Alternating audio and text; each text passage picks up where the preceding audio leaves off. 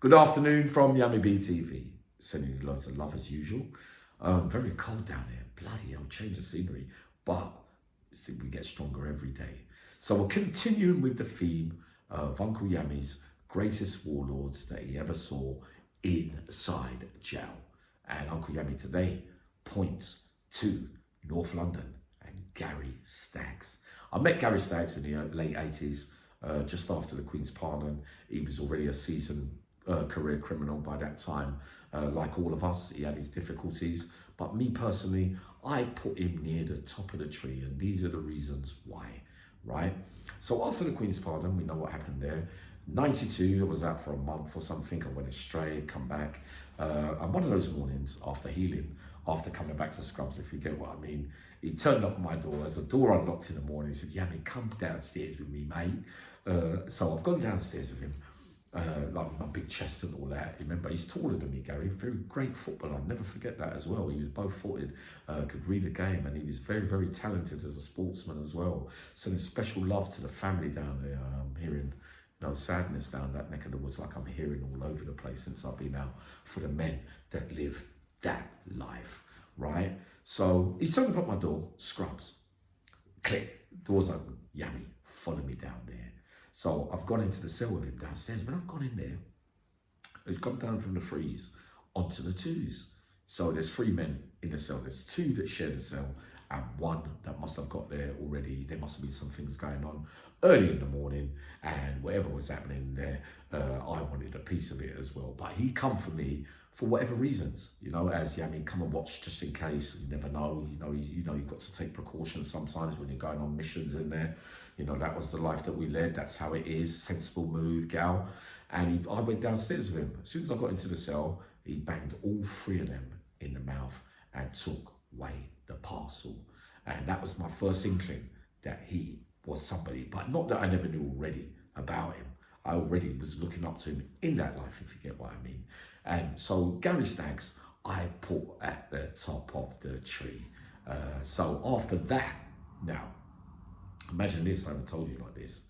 I was in Scrubs, right? So think about this, and he's talking, we're talking about, I'm looking at Big Bird, I've got some serious charges, I'm thinking I can't do it, I'm looking to get out and that kind of stuff. These are the conversations that happen inside prison. If you're really on stuff, if you get what I mean, and if you really mean what you say. So he turned around and said to me, "Yammy, listen, I'm going court. I'm going court next week, mate. I'm gonna be getting out. Blah blah blah blah blah." But didn't tell me allegedly. This is allegedly what happened. But a week before he went up for his court case, because them days you used to have to go up for magistrates committal, like you'd have about 6-8 weeks magistrates before you go to Crown Court. These days you can get to Crown Court much quicker, within 2-3 weeks. You don't even have to appear. You can go on video link now and do it. But in the old days you'd have to appear, which gives you a chance, obviously, of thinking about escape. So a week before he went up, I went and tried a move, didn't I? I only tried a silly move at Brent Magistrates. Got to be honest, I tried to grab a man, tried to come out of the courtroom, and they battered me. So I came back. That was my first ever time in an E-man suit. Remember, I've told you on a 3 occasions in life, I think I was in an E-man suit, trying to escape. One of those times was successful out of those 3. But a week later, Gary STAGS allegedly turns up at Hendon Magistrates, take hostages, and comes out of court with another man who got caught allegedly. And Gary STAGS gets away, then gets caught, comes back, see him on the rerun in the Bees, and then later on in life, the A's. Yeah. Had a lot of time with Gary over the years. A man I was in Swellside with, who was full on with those weapons. Oh my days, allegedly. If you get what I mean, this is coming from Uncle Yammy, remember? So I saw things that this guy here, he had the full artillery. Take it from me, man. There's no doubts about this. He would put out his thing and swing his punches quickly. And he was a man to be reckoned with, a man to be feared, and a very, very, very serious, dangerous individual with difficulties, of course. So I saw all that in them early days, right?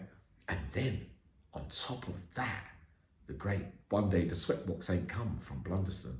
coach them days where you got about 5, 6 screws. You go to the national where you get picked up, and you end up, you get on a coach, like a proper coach, you know, with handcuffed to a screw or handcuffed to a man or whatever, with this officer sitting in the front. There was about 7 men on that coach that day, and apparently, allegedly, which they've all gone to court for already, it's not nothing that nobody doesn't know, that Gary Staggs and some other big names as well took them all hostages and got off the coach coming from Blunderston going somewhere else. That's all I could tell you. And the funny thing was, as much as it's not that funny, if you get what I mean, he apparently, allegedly, took out the prison officer's wallet while he was escaping. And when he was in the statements and that you read and everything, you know, sometimes they do things, sometimes they write things that are true, sometimes they don't. But allegedly, he said to a prison officer took out, he had 30 quid in his wallet. And Gary Staggs said to him, "Is that all you got? Is that all the only wages you got out of all that?" And they all got off. I think they all got away, or 3 or 4 of them got away. 2 big names there as well, but I don't know if I'm allowed to mention them yet. But he got away from there as well. So he got away from the head of the magistrates.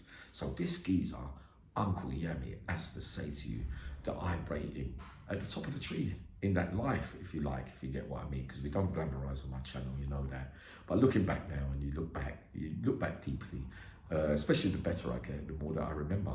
And those that remember Gary Staggs will know that he was an all-rounder, and he was a decent man as well. Let's have it right as well. There's some serious things that have happened, like all of us in that life, and many of us are scarred, you know, and traumatized forever and ever. I've got to come up more, and I've got to do Francis Pope. I've got to do your uncle. I've got to do Charter, but you know, it's so touching it that everywhere I look since I come out, everybody's rest in peace. I know it seems a familiar tale I'm telling you, but that is the real harsh realities about that life. You know, for however it looks, it looked good then. It doesn't seem like that way now. 50s, 60s. Come on, man, you deserve to live longer than that. Surely, I give thanks for every day that I live. But for me, physically, with weapons, allegedly, and there was courtroom dramas, Uncle Yami saw enough over a lifetime from the great Gary Staggs that I believe that he goes down as one of the greatest warlords in my story of all time. Coming up, the greatest Houdini. A lot of mixed messages over this one about who was the greatest escape artist.